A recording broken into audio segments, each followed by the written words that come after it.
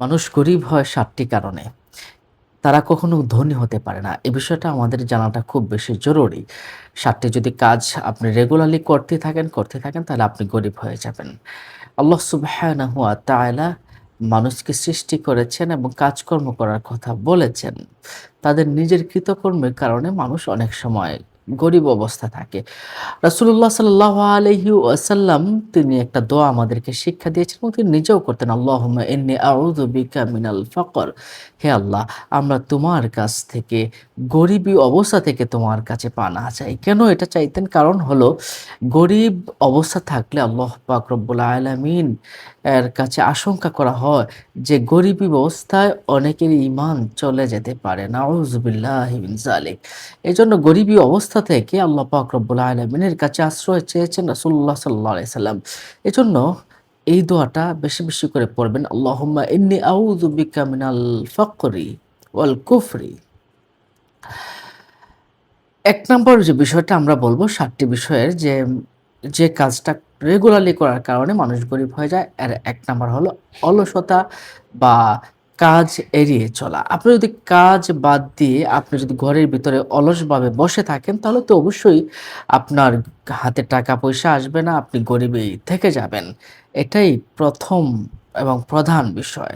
সুতরাং আপনাকে গরিবী অবস্থা থেকে বাঁচতে হলে আপনাকে কাজ করতে হবে।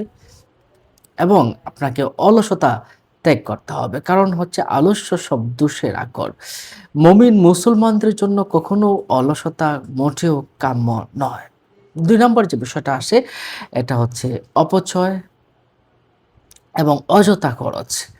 এই বিষয়ে আল্লাহ সুবহানাহু ওয়া তাআলা নিজেই বলেছেন, "ইন্নাল মুবাযযিরিনা কানু ইখওয়ানা শায়াতিন।" আল্লাহ পাক রব্বুল আলামিন নিজে পবিত্র কোরআনে বলেছেন যে, "যারা অপচয়কারী তারা শয়তানের ভাই।" তাহলে অপচয় করা এটা খুবই খারাপ একটি কাজ। অপচয় করলে মানুষ গরিব হতে থাকে। অযথা খরচ করলেও মানুষ গরিব হতে থাকে। ৩ নাম্বার যে বিষয়টা বলব, এটা হলো মানুষের যে আয় হয় সেই আয় অনুযায়ী সে ব্যয় যদি না করে তাহলেও ওই ব্যক্তি গরিব হতে থাকে। Cut your coat according your cloth. আয় বুঝে ব্যয় করো। এই কথাটা কিন্তু সবসময় অবশ্যই সব জায়গায় মানানসই। আপনাকে গরিব অবস্থা থেকে বাঁচতে হলে আয় বুঝেই আপনাকে ব্যয় করতে হবে। ৪ নম্বর যে বিষয়টা বলব এটা হলো সিলাতুর রাহিম। সিলাতুর রাহিম হচ্ছে আত্মীয়তার সম্পর্ক দৃঢ় করা। যারা কতউর রহিম আত্মীয়তার সম্পর্ককে ছিন্ন করে দেয় তারা আল্লাহ পাক রব্বুল আলামিন তাদেরকে গরিব বানিয়ে দেন। এ বিষয়ে রাসূলুল্লাহ সাল্লাল্লাহু আলাইহি সাল্লাম ইরশাদ করেছেন যে ব্যক্তি রিজিকের কমতি চায় সে যেন আত্মীয়তার সম্পর্ক ছিন্ন করে ফেলে। নাউজুবিল্লাহ মিন যালিক। এজন্য আত্মীয়তার সম্পর্কটা ভালো করতে হবে যেন তার রিজিক এবং তার আয় রোজগারে যেন বরকত হয়।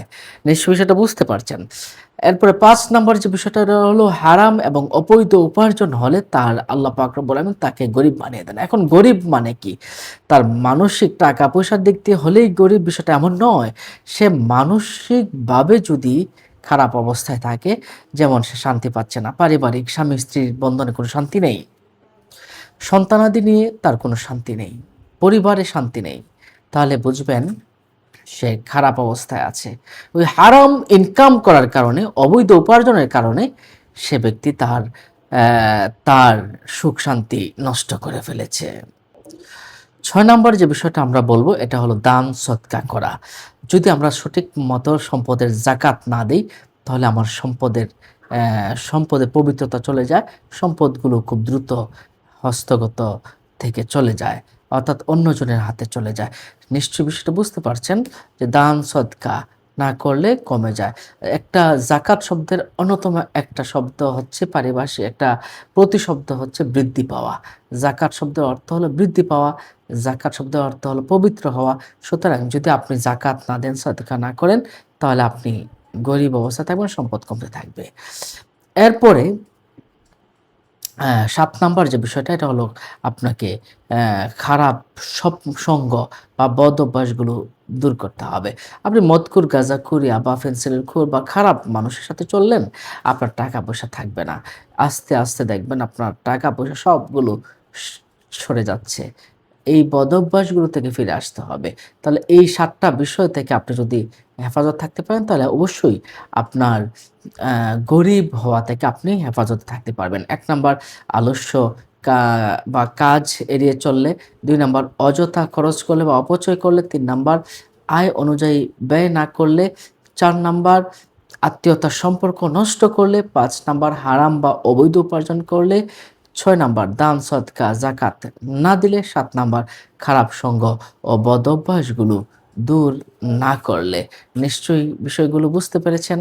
আল্লাহ পাক রব্বুল আলামিন আপনাকে, আমাকে, সবাইকে গরিবী অবস্থা থেকে হেফাজত করুন এবং ভালো কাজ করার তৌফিক দান করুন। আসসালামু আলাইকুম ওয়া রাহমাতুল্লাহি ওয়া বারাকাতুহু।